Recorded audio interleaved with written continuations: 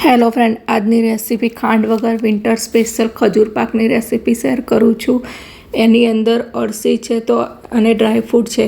તો સવારમાં આનો એક ટુકડો ખાઈ લેશો તો દિવસભર તમને થાક નહીં લાગે અને આનામાં એનર્જેટિક્સ ફીલ થશે અને તમને વેઇટ લોસમાં પણ ખાઈ શકો છો. અને તમે ડાયાબિટીસ હશે તો પણ તમે ખાઈ શકો છો. અને સુગર ફ્રી છે, કોલેસ્ટ્રોલ કંટ્રોલ કરે છે, તો બનાવવાનું ખૂબ જ સરળ છે. તો એના માટે અહીંયા મેં ખજૂર અને ડ્રાયફ્રૂટ લીધા છે. અહીંયા ખજૂર મેં 200 ગ્રામ લીધી છે. કાજુ, બદામ, દ્રાક્ષ, પમ્પકિન સીડ્સ, સનફ્લાવર સીડ્સ એ બધા લીધા છે. હવે અહીંયા આપણે પેનમાં 1 ચમચી ઘી મૂકશું અને એની અંદર આપણે કાજુ અને બદામને થોડા રોસ્ટ કરી લઈશું.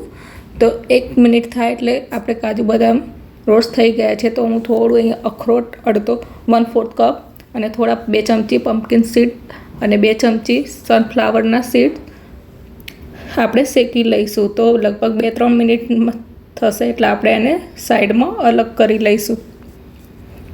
આ રીતે આપણે ડ્રાયફ્રૂટ શેકી લીધા છે. હવે આપણે 1/4 કપ અળસી અને 1/4 કપ તલ લીધા છે. અહીંયા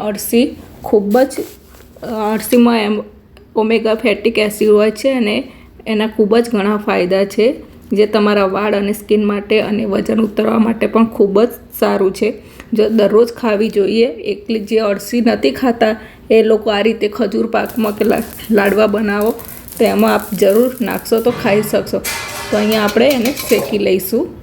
હવે આપણે જે ખજૂર લીધી હતી એની એક મિક્સર જારમાં લઈ લઈશું અને એને આપણે ક્રશ કરી લઈશું. જે અળસી અને તલ શેક્યા હતા એને પણ દરદરા ક્રશ કરી લીધા છે.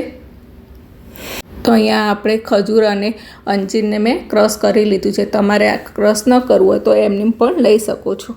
તો હવે અહીંયા આપણે 2 ચમચી ઘી એડ કર્યું છે અને એની અંદર આપણે ખજૂરને થોડીવાર શેકવાની છે.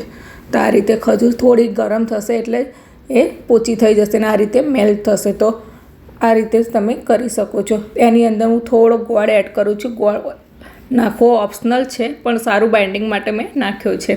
હવે ગોળ ઓગળે એટલે એની અંદર આપણે જે ડ્રાયફ્રૂટ શેક્યા હતા અને અળસી અને તલનો જે દરદરો ભૂકો કર્યો હતો એ એડ કરશું અને સારી રીતે મિક્સ કરી લેવાનું છે. તો આ રીતે આપણે મિક્સ કરશું તો એકદમ સરસ સારી રીતે મિક્સ થઈ જશે અને એનું બાઇન્ડિંગ આવે એ રીતે આપણે મિક્સ કરી લેવાનું છે. હવે આપણે એક ડીશમાં એને કાઢીને ઠંડુ થવા મૂકવાનું છે. તો આ રીતે આપણે ડીશમાં બધું જ કાઢી લઈશું અને સારી રીતે ફેલાવી દઈશું. હું અહીંયા લાડવા નથી વાળતી, પણ તમારે જો લાડવા વાળવા હોય તો વાળી શકો છો. પણ અહીંયા પીસીસમાં કટ કરું છું.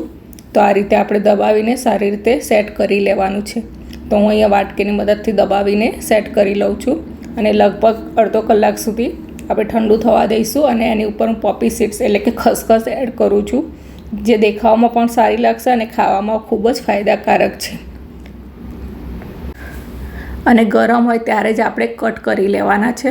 તો આ રીતે મેં સ્ક્વેરમાં કટ કરી લીધા છે. જો તમારે લાડવા વાળવા હોય તો એના લાડુ પણ વાળી શકો છો. તો આ રીતે આપણે ખજૂર પાક બનાવીશું તે શિયાળામાં સ્પેશિયલ માટે.